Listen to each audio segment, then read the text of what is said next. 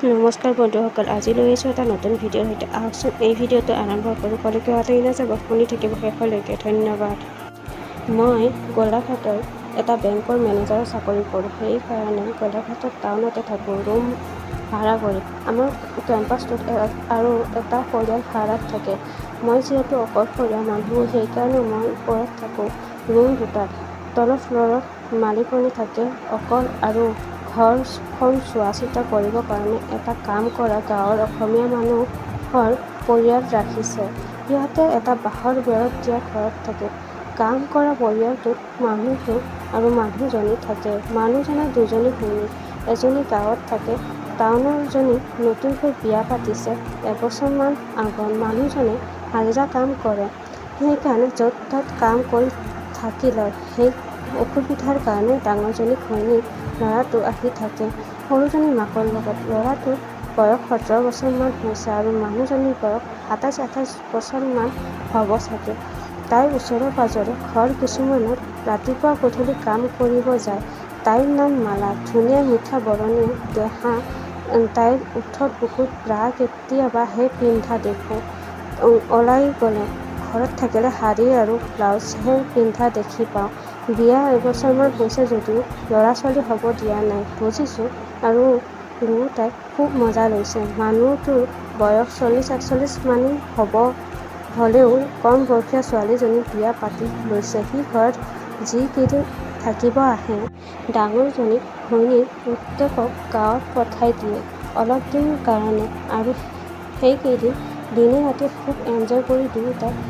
এনে দিনত আমাৰ কেম্পাছত মানুহ নাথাকে, সব কামত ওলাই যায় আৰু গধূলিহে সোমায়। দিনটো চিঞৰি চিঞৰি জোৰ-নিৰণ কৰি থাকিলেও কোনেও চাবলৈ নাহে।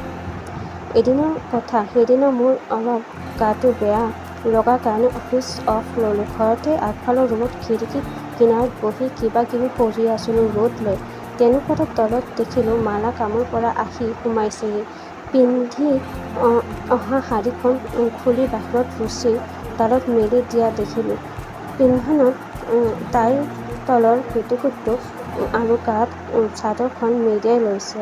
তলত একো পিন্ধা নাই। নাভিৰ তলত পিন্ধা পেটিকোটটো খামুচি কঁকালত দেখি পাগল হৈ গ'লোঁ মই।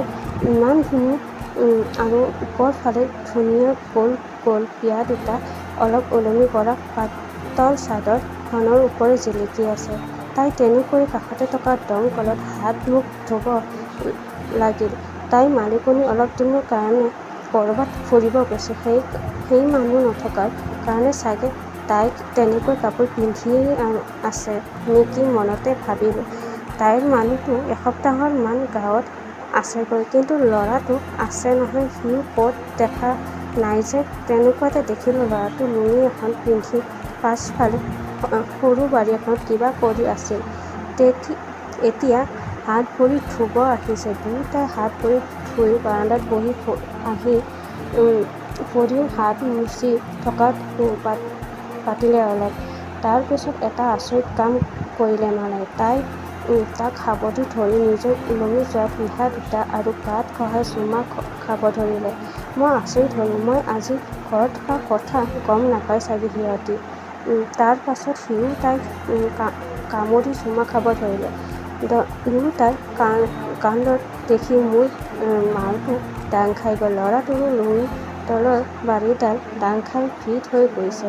মালাই লুঙিৰ ওপৰতে খামুচি বাৰীডাল ধৰি হাত মাৰি দিয়া নিচিনা কৰিছে। সি ৰ'ব নোৱাৰা হৈ গৈছে চাগে। সিও তাইৰ পিহা দুটা টিপি দিছে। তাৰ পাছত তাই কাণে কাণে কিবা এটা ক'লে আৰু দুয়োটাই ভিতৰলৈ সোমাই গ'ল। মই লৰালৰিকৈ তললৈ নামি গ'লোঁ। সিহঁতে দৰজা বন্ধ কৰিলে। মই বিচনাখনত থকা ইমাৰজেঞ্চি ছাইডত যে বেৰৰ ফাঁকেৰে জুমি চাব ধৰিলোঁ। বাঁহৰ বেৰ ভালকৈয়ে দেখি পাই ভিতৰখন দেখিলোঁ। দুয়োটা বিচনাত ল'ৰাটোক তলত পেলাই তাই তাৰ ওপৰত শুই লৈছে। তেনেকৈ সাবটা-সাবটি কৰি দুয়োটাই খুব মজা লৈছে। অলপ পাছতে তেনেকৈ থাকি তাই উঠি তাৰ ওপৰত বহিল, গাৰ চাদৰখন বহি পৰিল। তাইৰ ডাঙৰ বক যুগত যুগল পিহা দুটা দেখি যি কোনো মানুহ পাগল হ'ব। গিৰিয়েক পুতেক দুয়োটাই মৰ্ডান কৰি ডাঙৰ পিহা কৰি দিছে চাগে। তাৰ পাছতে তাই নিজৰ পেটুৰ ৰছীডাল টান মাৰি ফুলি উলংগ হ'লেও তাইৰ মই মুস্কন দেখা নাই বহি থকা কাৰণে। এইবাৰ মালাই ল'ৰাটোৰ লৌনিখনত লাঠি খুলি বাৰীডাল ওলাই হাতৰ মুঠিত লৈ গা আগ পিচ কৰিব ধৰিলে। ১৭ বছৰীয়া ল'ৰাটোক বাৰীডাল দেখি গম পালোঁ তাইয়ে নিৰ্মূল কৰিব দি চাগে চেল খোৱালে। অলপ দেৰি তেনেকৈয়ে থাকি বাৰীডাল ফিট কৰি তাইৰ মুচখনত লগাই লাহেকৈ বহি দিয়ে। কোচকৈ সোমাই গ'ল। গোটেই ডাল কোনো বাধা নোপোৱাকৈ দুয়োটাই উঠকৈ উঠিল। তাৰ পিছতে তাই তাৰ ওপৰত লাহেকৈ শুই পৰিল আৰু শুই কঁকাল কচালি উলিয়াই সুমুওৱা কৰিব ধৰিলে। সিও তলৰ পৰা কঁকাল চলাই থাকিল। সম্ভৱৰ কোচ শব্দ আৰু বিচনাখন কেৰেক কৰি উঠিল। ২ মিনিটমান পাছত আৰু স্পীড বাঢ়িল সিহঁতৰ। উফ আহ কৰি গেঠাই থাপ মৰা লাগি থাকিল। তাৰ মাজে তাই ফুচফুচাই কৈ আছে তাক বাপেৰে গৈ মাৰৰ লগত পৰি আছে গাঁৱত। বাপেৰ লাহে নহৰুতে সদায় কৰানটো আহ মাৰ জোৰকৈ মাৰ। জহৰা তাই তোক অলপো এৰি দিয়া নাই। তলৰ পৰা সিও যিমান পাৰক কৰিছে। অলপ পাছতে ল'ৰাটোৰ মালপানী ওলাল চাগে। আহ বুলি কঁপি ৰৈ গ'ল। তাই কিন্তু ৰোৱা নাই। খুব সহায়ত আছে কঁকাল তাৰ বাঢ়ি আৰু সৰু হৈ আহিল। তাইও চাগে চৰম সুখ নাপালে। ৰৈ গ'ল তাই। দুয়োটা পৰি থাকিল তেনেকৈ। মই লাহেকৈ গুচি আহিলোঁ। ৰুমত আহি হাত মাৰিও শান্তি পোৱা নাই। মালাইটোহে মনলৈ আহি আছে। তাই আকৌ চাব মন গ'ল। নামি আহিলোঁ তললৈ।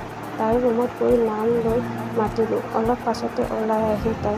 বগা এটা ব্লাউজ আৰু এখন পুৰণা শাৰী। চুলি খেলিমেলি তাইৰ। মুখত এতিয়াও কামনাৰ ভাৱ তাইৰ। তাই যেন এতিয়াও মিলন কৰিবলৈ ৰেডি। আপুনি আজি ভিডিঅ'টিত নাই যোৱা নি? মই ক'লোঁ ঘৰতে অলপ চাফা কৰা কাম আছিল সেইকাৰণে। ল'লোঁ আজি। তুমি এনে আছা যদি অলপ চাফা কৰি দিয়াচোন বুলি ক'লোঁ। তাই হ'ব বুলি কৈ ওলালে মোৰ ৰুমলৈ। দুয়োটা চাফা চিকুণত লাগিলোঁ। আধা ঘণ্টামান কৰাৰ পাছত হ'ল। দুয়োটা ঘামি গ'লোঁ কাম কৰি। তাই আৰ চকুৰে মোৰ ডেটলৰ ধোঁৱাৰ মান চাইছে। মই মন কৰিছোঁ। মই টাৱেলখনহে অকল পিন্ধি আছিলোঁ। ময়ো তাইৰ যিমান কাষ চাপি যাব পাৰি গা খহাই কাম কৰিব ধৰিলোঁ। তাই এবাৰ হাউলিত যাদু মাকোতে শাৰীখন পৰি গ'ল আৰু গাত নিপিন্ধা বুকুখনো ওলাই গ'ল। মোৰ বাৰীডাল খাই গ'ল অলপ তাই মন কৰিছিল। মিচিকে হাঁহি এটা মাৰি তাই। মই অলপ সাহস পাই তাইৰ হাতখন ধৰি কাষলৈ টানি আনিলোঁ। তাই একো আপত্তি নকৰিলে। তাইৰ সাৱটি ওঠ দুটা কামুৰি ধৰিলোঁ। তাইৰ ইমান উত্তেজনা উঠি আছিল। তাইৰ জিভা সুমাই মুখত মোৰ সঁহাৰি দিব ধৰিলে। তলৰ শাৰীখন খহাই পেলালোঁ মই। ব্লাউজৰ ওপৰতে তাইৰ বুকুখন কামুৰিব ধৰিলোঁ। তাইৰ গাৰ গোন্ধে মোক পাগল কৰি পেলাইছিল। ব্লাউজৰ ফুট খুলি তাইৰ পিহা দুটা মুকলি কৰিলোঁ। এখন হাতেৰে মোহাৰি এটা মুখত ভৰাই কামুৰি চুপিব ধৰিলোঁ। তাই উত্তেজিত হৈ পৰিল। মুখেৰে আহ কৰিব ধৰি তাই টান মাৰি মোৰ টাৱেলখন খুলি মোক উলংগ কৰি দিলে আৰু ফিট হৈ থকা বাৰীডাল জোৰকৈ খামুচি ধৰিলে। উফ কি হাতৰ পৰশ তাইৰ। আৰু টান হ'ব ধৰিলে মোৰ বাৰীডাল। মই তাইৰ বাকী কাপোৰবিলাক লৰালৰিকৈ খুলিলোঁ। দুয়োটা সম্পূৰ্ণ উলংগ সাৱটি কৰি চুমা খাই গাৰ গোন্ধ ল'ব ধৰিলোঁ। তাইৰ কোচত মই আঙুলি ভৰাই খেঁচাই দিব ধৰিলোঁ। তাই পাগলৰ দৰে চট ফটাব ধৰিলে। মই দেৰি নকৰি তাইৰ বিচনাত শোৱাই ওপৰত শুই পৰিলোঁ। তাই দেখাৰ গৰমে মোক পাগল কৰি দিছিল আৰু তাইও মোৰ বাৰীডাল তাইৰ হুঁচৰ ভিতৰত ল'বলৈ পাগল হৈ গৈছিল। মই লাহেকৈ বাৰীডাল ধৰি তাইৰ বুজখনত হেঁচি দিলোঁ। পানীৰে পিছল হৈ থকা বুজখনত ধুচকৈ শব্দ কৰি সোমাই গ'ল। তাই আঁঠ কৈ মেলি উঠিল। মোৰো এনেকুৱা লাগিছিল যে গৰম হুঁচৰ ভিতৰত মোৰ এতিয়াও মাল পানী ওলাই যাব। নাই, এইটো হ'বলৈ দিব নোৱাৰোঁ। তাইক চৰম সুখ দিবই লাগিব। এতিয়াহে সদায় তাইক খাবলৈ পাম। তাই থাপ থাপকৈ জোৰে জোৰে পৰিব ধৰিলে। তাইও তলৰ পৰা উফ আহ আহ কৈ টিকা দাঙি দাঙি ধৰিলে। অলপ মাৰি ৰৈ ৰৈ আকৌ মাৰিব ধৰিলে। 7 মিনিটমান পাছত তাই মোক জোৰকৈ ধৰি আঙুলি চিঞৰ এটা মাৰি কঁপি কঁপি মালপানী এৰি দিলে। গৰম বীজৰ পৰশ পাই মই আৰু বলিয়া হ'লোঁ। উফ আহ আহ কৰি ময়ো 2 মিনিটৰ পাছতে পানী তাইৰ বুজৰ ভিতৰতে এৰি দিলোঁ। পানী পৰাৰ পিছতো তাইৰ পচক পচক কৰি থাকিলোঁ। তাইৰ বুজখনেদি দুয়োটাৰ মাল পানী খিনি ফেনাই ওলাই আহিব ধৰিলে। দুয়োটা ভাগৰত ঘামি জামি গ'লোঁ। মই অলপ মাৰি তাইৰ ওপৰতে পৰি ৰ'লোঁ। তাই চৰম সুখত মোক চুমা খাব ধৰিলে। দুয়োটাই সুখত অলপ সময় পৰি থাকিলোঁ। অলপ পাছত উঠি তাই বাথৰুম গ'ল। ময়ো পাছে পাছে গ'লোঁ। মুখ হাত ধুব ধৰিলোঁ। মোৰ তাইক কৰি হেঁপাহ পলোৱাই আছিল। তাইক পাছফালৰ পৰা সাবটি ধৰিলোঁ। তাই হাঁহি মাৰি কৈ উঠিল, আৰু লাগে নেকি? মই ক'লোঁ, হেঁপাহ পলোৱাই নাই। সদায় মাতিলে সদায় আহিম। তাই ক'লে, এতিয়া কৰা আজি ঘৰত চাবলৈ কোনো নাই। মই ৰৈ নাথাকি পাছফালৰ পৰা মালটো তাইৰ ওচৰত ভৰাই কুকুৰ মিলন দিব ধৰিলোঁ। এইবাৰ অলপ দুয়োটাই জোৰকৈ জোৰকৈ উফ আহ শব্দ কৰিবলৈ ধৰিলোঁ। ঠেক ঠেক ফচ ফচক শব্দত বাথৰুমটো ভৰি পৰিল। অলপ সময় কৰি দুয়োটাই আকৌ পানী ওলাল। কুকুৰৰ দৰে দুয়োটাই লাগি থাকিলোঁ অলপ সময়।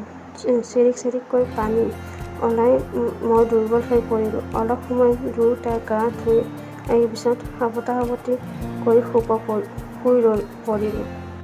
তো বন্ধুসকল, মোৰ এই ইউটিউব চেনেলটো ছাবস্ক্ৰাইব কৰিব, বেল আইকনটো দবাই দিব, লাইক কৰিব, আৰু এই ভিডিঅ'টো যদি ভাল লাগিছে তেন্তে কমেণ্ট কৰিবলৈ কেতিয়াও নাপাহৰিব। লগতে আপুনি আপোনাৰ বন্ধু বান্ধৱীৰ সৈতে শ্বেয়াৰ কৰিবলৈ কেতিয়াও নাপাহৰিব। আকৌ লগ পাম ঠিক এনেকুৱা ভিডিঅ'ৰ সৈতে। তেতিয়ালৈকে অপেক্ষা কৰক। ধন্যবাদ।